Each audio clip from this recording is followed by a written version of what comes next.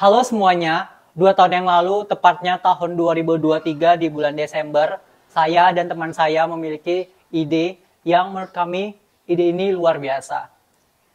Kami yakin bahwa ide ini akan jadi the next big thing. Kami kumpulkan teman-teman kami ngoding dari pagi sampai pagi lagi. Lalu kami pitching depan para investor untuk mencari pendanaan. Dan semuanya terasa memungkinkan. Tapi, beberapa bulan kemudian, saya duduk di depan laptop, no transaction, tidak ada user, burn rate juga makin tinggi. Lalu, investor juga menghilang. Setelah itu muncul satu pertanyaan yang menyesalkan, yaitu, apa yang terjadi dan apa yang salah? Saya tahu di sini saya tidak sendirian, banyak di luar sana founder-founder yang mengalami ini di 1 tahun pertamanya untuk membuat startup. Dan hal itu membuat saya dan teman saya banyak belajar tentang ini. Hal ini saya ingin mengajak kalian melihat satu hal penting, kenapa itu bisa terjadi. Ya, kita akan membahas sebuah startup, kenapa startup itu gagal, dan satu hal yang membuat mereka berhasil. Dalam hal ini bukan ide hebat, bukan juga modal besar yang mendukung segalanya. Ada satu hal sederhana dan kita akan membahas lebih dalam dan kita akan cari tahu di talk ini. Saya Patan Ahmad dan di talk ini kita akan belajar dari para founder, baik yang gagal maupun yang berhasil di luar sana, dan kenapa satu hal itu adalah senjata bagi mereka untuk berhasil. Menurut data, lebih dari 90% startup itu gagal dan sekitar 10% gagal di tahun pertamanya. Angka ini bukan angka yang kecil, tapi di balik angka itu ada banyak pembelajaran berharga, kenapa bisa gagal, apa yang salah, dan satu hal lagi yang lebih penting, bagaimana mereka menghindarinya. Berdasarkan riset dari CB Insight dan berbagai sumber lainnya yang saya dapatkan, inilah 5 penyebab utama kenapa startup itu gagal. Yang pertama, tidak ada market need. Ya, ini penyebab nomor 1, nggak ada kebutuhan pasar. Banyak startup yang bangun produk tapi ternyata user itu nggak butuh gitu. Saya pernah mengalami ini di waktu aktif di Swiftlead Indonesia. Kami mengembangkan produk IoT untuk para peternak wallet dengan harapan bisa meningkatkan produktivitasnya melalui smartphone. Tapi ternyata produk kami itu jauh dari kebutuhan konsumen. Kami terlalu fokus ke teknologi dan fitur, tapi nggak cukup validasi pasar yang lebih luas gitu. Hal ini juga banyak dipengaruhi oleh apa yang disebut dengan founder's ego.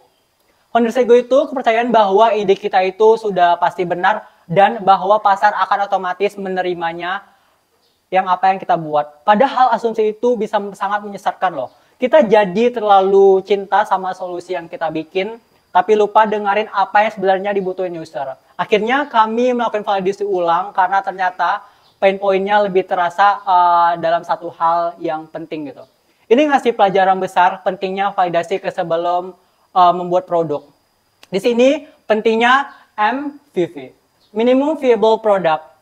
MVP, kita nggak perlu langsung bikin produk sempurna, cukup versi yang sederhana dulu untuk menguji pasar gitu. Dengan MVP, kita bisa validasi kebutuhan user sejak awal tanpa buang-buang waktu dan sumber daya yang sangat terbatas.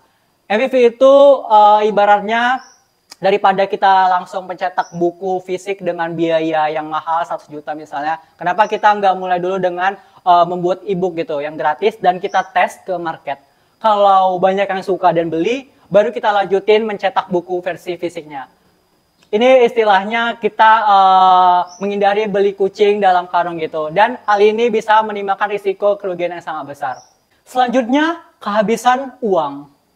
Banyak startup terlalu cepat membakar dana mereka seperti mengeluarkan marketing, hiring sana-sini, atau bahkan membangun kantor sebelum ada revenue yang stabil. Dapat funding besar bukan menjadi jaminan yang besar.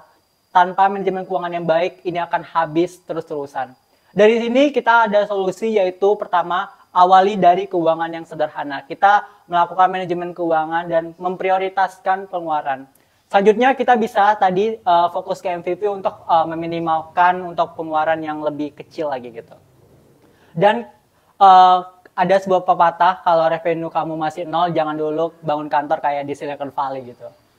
Dan selanjutnya yaitu tim tidak solid. Tim adalah fondasi utama sebuah startup. Tapi sayangnya banyak startup itu gagal bahkan bukan karena idenya jelek, tapi karena ya timnya itu nggak lengkap, nggak kompak, dan saling tumpang tindih gitu. Nah, ini nyambung banget nih sama ada di buku The Emmett Revits, yaitu ini The Emmett Character of an Emmett Manager, yaitu ada 3 di sini, ada entrepreneur, manager, technician. Yaitu seorang entrepreneur yang memiliki ide yang bagus, lalu ada manager yang memastikan semuanya berjalan rapi, terstruktur, dan teknisian yang mengeksekusi idenya begitu. Kalau tim kamu isinya cuma teknisian semua, bisa hebat dieksekusi, tapi nggak ada yang untuk strategi untuk apa. Dan misalnya untuk entrepreneur, banyak ide, tapi nggak ada yang jalan. Misalnya kalau kamu manajer semua bikin SOP, tapi nggak ada produk yang diluncuri. Maka di sini penting banget kita paham skill set kita. Kalau nggak tahu siapa yang pegang peran apa, bisa terjadi overlap yang nggak perlu gitu. Seperti Zano Drone. Zano adalah proyek drone yang viral di Kickstarter, gagal total. Salah satu penyebabnya itu adalah konflik internal antara anggota tim, termasuk antara CEO dan tim teknisinya. Mereka tidak ada komunikasi yang efektif, terus perannya tumpang tindih, dan akhirnya timnya itu bubar sebelum produk jadi. Dari sini kita paham karakter tim, jangan sampai teknisian semua atau entrepreneur semua bisa seimbang seperti 3 peran dari Emmett ini. Emmett manager atau biasa Emmett untuk entrepreneur bisa. Dari sini kita bisa kenali kebutuhan startup. Kamu butuhnya apa dulu nih, tech, marketing, atau operasional. Lalu kita bisa bangun tim dengan skill yang saling melengkapi, bukan saling yang tumpang tindih gitu. Lalu komunikasi terbuka soal peran dan tanggung jawab. Dan terakhir, pilih co-founder kayak pilih pasangan hidup gitu. Visi itu harus sama dan skill harus berbeda. Selanjutnya yaitu produk gagal. Produk yang gagal memenuhi ekspektasi bisa karena nggak sesuai dengan kebutuhan pengguna, atau karena pengembangannya itu terlalu rumit atau lama gitu. Dari sini kita ada solusinya, yaitu tadi seperti sebelumnya yang kita bahas, membuat MVP dulu. Kita bisa rilis cepat dan dapat feedback, dan terus kita bisa iterasi dari feedback itu. Manfaat MVP ini sangat besar tau, karena kita bisa mencegah risiko seperti di slide sebelumnya. Kita bisa membangun sesuatu yang sebelumnya tidak dibutuhkan gitu. MVP membantu kita fokus pada fitur inti yang benar-benar digunakan user.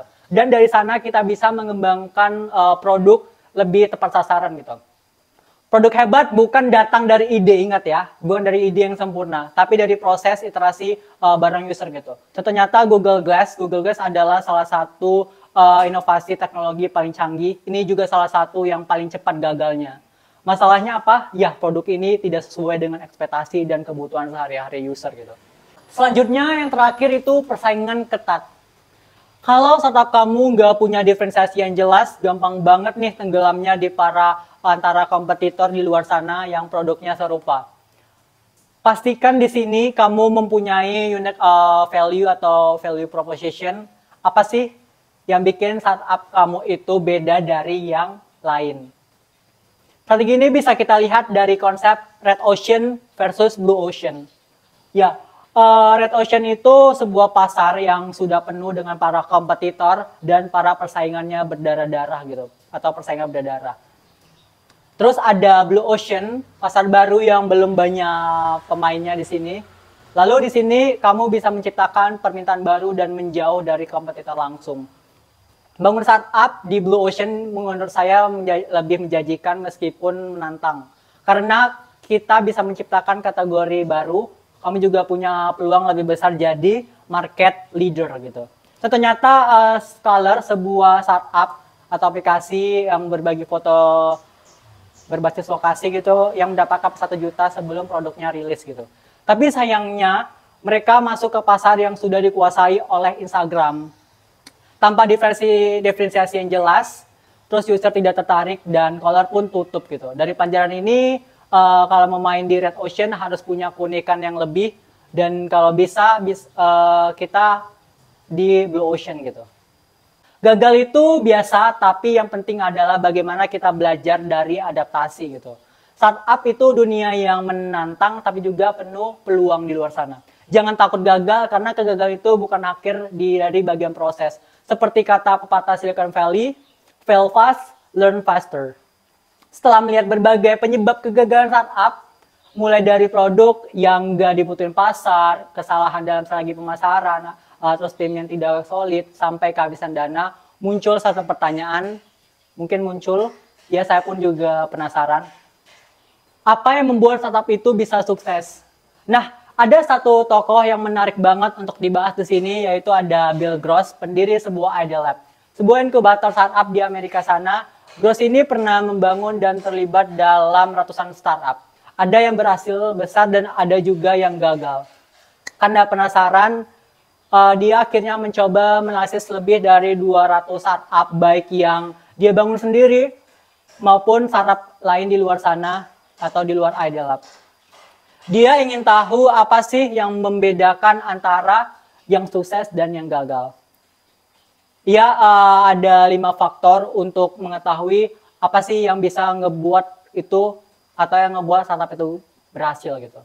Inilah 5 elemen utama yang bisa membawa kesuksesan menurut Bill Gross gitu. Yaitu adalah ide, tim, model bisnis, pendanaan, dan timing. Awalnya banyak orang mengira, dan Bill Gross sendiri tentunya berpikir bahwa ide adalah faktor yang luar biasa gitu. Tapi ternyata hasil analisisnya berkata lain. Nah, hal ini yang ingin kita ketahui di awal tadi yang bisa membuat startup sukses. Yaitu faktor besar adalah timing. Ya, faktor yang paling menentukan kesuksesan ternyata ada di timing sendiri atau biasa disebut waktu peluncurannya. Misalnya gini, ada startup yang punya ide luar biasa gitu, teknologi canggih, timnya hebat, dan bahkan modalnya juga besar. Tapi kalau mereka masuk ke pasar terlalu cepat, saat konsumen itu belum siap gitu, atau infrastrukturnya belum memadai, startup itu bisa akan tetap gagal. Sebaliknya, startup yang idenya sederhana, tapi masuk ke pasar di saat yang pas, bisa langsung melejit dan juga sukses secara terus-menerus. Contohnya ada video platform, yaitu ada YouTube, muncul di momen ketika kecepatan internet itu mulai membaik, terus pengguna broadband itu meningkat, dan terus orang-orang mulai terbiasa dari berbagai konten digital gitu. Padahal sebelumnya sudah ada startup dengan ide yang mirip tapi gagal karena kondisi pasarnya. Contoh lainnya yang sukses ada Airbnb. Mereka muncul saat krisis ekonomi tahun 2008 ketika orang-orang sedang butuh tambahan penghasilan gitu. Dan Pancong juga ingin alternatif penginapan yang lebih murah gitu. Jadi ada pepatah, it was the perfect moment.